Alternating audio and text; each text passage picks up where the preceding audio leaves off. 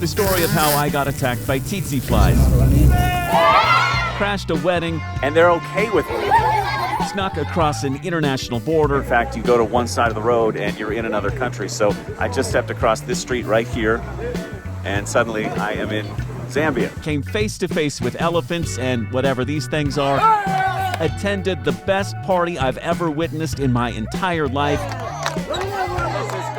watched local villagers get fresh water for the first time in their entire lives, learned about a local delicacy called bird on a stick. You eat the whole thing, bones and all. And why exactly do I have to sleep in this? When I visited one of the poorest places on earth Malnutrition is high, clean drinking water is scarce. and felt richer for the experience.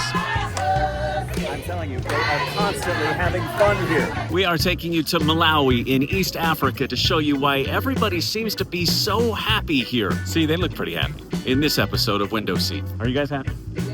They're happy.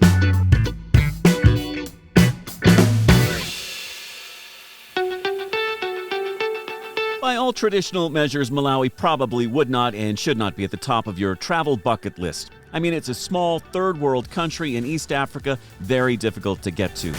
And the people here are up against a lot. This is one of the least developed countries on the planet, one of the poorest countries in the world. The inflation rate here is a staggering 30%, and it's gone up about 100% over the last 3 years. And with food costs rising about 30% over the past year and wages not keeping up with that, it is very difficult for people to stay ahead.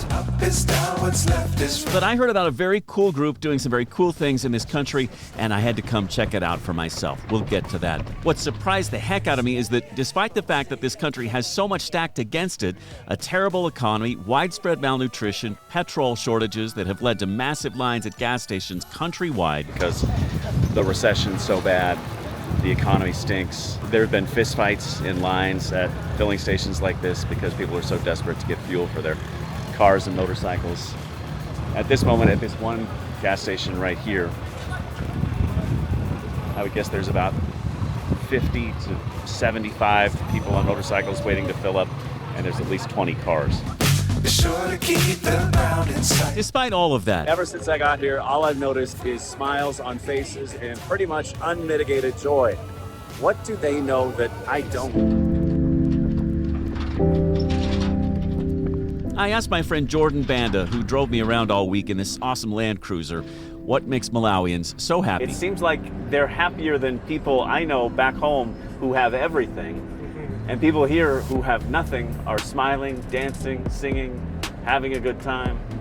Why are people happy? Above all, people have peace here. People are peaceful. People are friendly. They know their neighbor. Yeah. They help each other. They go along with them very well. So that makes them happy. Community. That's what it's all about. They may not have much, but they have each other. And they have some truly beautiful surroundings, too, as I found out in Kasungu National Park, where I got to go one-on-one with nature, seeing elephants and all kinds of other wildlife. I love elephants. These are my favorite animals. Look how close we got. Even though we had to dodge more flies than I've ever seen in my entire life. These are tsetse flies, parasites that bite you and suck your blood and can make you very sick. Thankfully, our scout was a master at killing them, and there were plenty to kill. Those black spots on the hood of our four-wheel drive, those are all blood-sucking flies. Once we dodged those scary parasites, we got to stay lakeside, next to hippos and birds and all kinds of cool animals, in a very cool traditional African hut for a great price. The lodge costs $40 a night. It's sort of that traditional African thatched roof hut look. The views are insane. There is a lake right out front, and guess who's taking a drink right now? Some elephants. You can find hotel rooms around the country for dirt cheap. Not all of them nice. Here's the bathroom. Obviously, you don't want to wash up after a day in the African desert. There's just one problem. This one cost me about $8 per night. Of course, there was no water coming from the faucets. The electricity was hit and miss, and I had to sleep in a mosquito net because you don't want to get malaria. The hotels have their own mosquito nets, but the problem is a lot of them have holes in them, and that means mosquitoes can get in. and obviously that's not something you want. So, good idea to bring your own that's airtight. It's like sort of like a coffin. It's just big enough to get you, your sleeping gear, and maybe a fan in, small fan, handheld. I got mine on Amazon for like 15 bucks, I think. But it can definitely be a lifesaver to avoid mosquito bites at night, because obviously you don't want to get sick. One thing I noticed going from town to town and trading center to trading center is that there were a lot of people who were out of work. The poverty level in this country is a staggering 70% plus.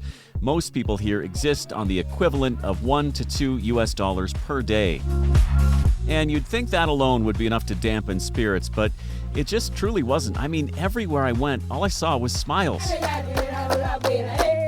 Especially in the most remote of Malawian villages, and there's a good reason for that. I traveled here with a nonprofit called Marian Medical Mission, and for the past few decades, they've been hard at work here in Malawi and in Zambia and Mozambique and Tanzania, installing safe, sustainable drinking water wells in tiny villages. Without the wells, young girls and women in the village used to have to get up in the middle of the night and walk for miles to retrieve fresh water for the village. So Jeremy, you asked me why we come? This is why we come. It was either that or drink from the nearest mud hole, shared by animals, full of contaminants. This is the water they were drinking prior to us being here today. Today is the last day they will drink water from here. The coolest thing is, every time the charity came in and dedicated one of these freshwater wells, the local villagers went wild. I mean, they threw a party because this one thing was going to change their lives forever. And get this, it only cost $475 to install a well. If you want to pay for a well that will change lives like these, you can actually do it. And I'll put a link in the description below. I know they'd appreciate the donation. They're a great group. And they don't just do water. They've donated money to a deaf school in Mbangwini, and they've started a garden to help provide fresh food in a place where malnutrition runs rampant. They are doing so much for the people here. I think I'm about to crash a Malawian wedding. It's actually near that school that I happened upon this wedding. And get this, everyone told me to just join in. That's how they do things in Malawi. I'm telling you, they are constantly having fun here. They're loving life. A young couple is about to get married, but everybody in the village has shown up, whether they're on the guest list or not. Stranger, doesn't matter. Come join us. Again, it's all about community. So I joined the party, hung out with all the locals. I was even there for the big send-off. Everything about this trip was win-win. I even got to scratch off another country because it turns out we were literally driving right down the international border with Zambia. The border with Zambia is very loose. In fact, you go to one side of the road and you're in another country. So I just stepped across this street right here, and suddenly I am in Zambia. So 85th country, checked off. Pretty cool. And I got some new friends here. Spoiler alert, the people of Zambia were cool too. Welcome to Zambia. Honestly, everyone was.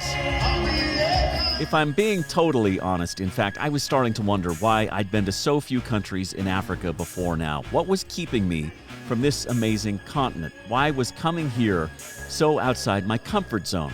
I think it's a question we all have to ask ourselves. Yes, it's third world. Yes, it's one of the poorest places on earth. Yes, it's very different than how most of us live. But man, the people who live here don't seem poor at all. They seem far happier than most people I know back home in one of the richest countries on earth. Maybe we could all learn a lesson from what the folks in Malawi are doing so right. That's it for this episode of Window Seat. Hope you enjoyed it. Be sure to hit like and share if you don't mind, so we can continue to spread the gospel as we travel to countries all around the world. Also, we'd love it if you hit subscribe too, so you can share the journey along with us. We're back with a brand new episode of Window Seat next Friday morning, 9 a.m. Eastern. In the meantime, check out one of these other videos from Window Seat. Say goodbye, everybody. Goodbye from Malawi.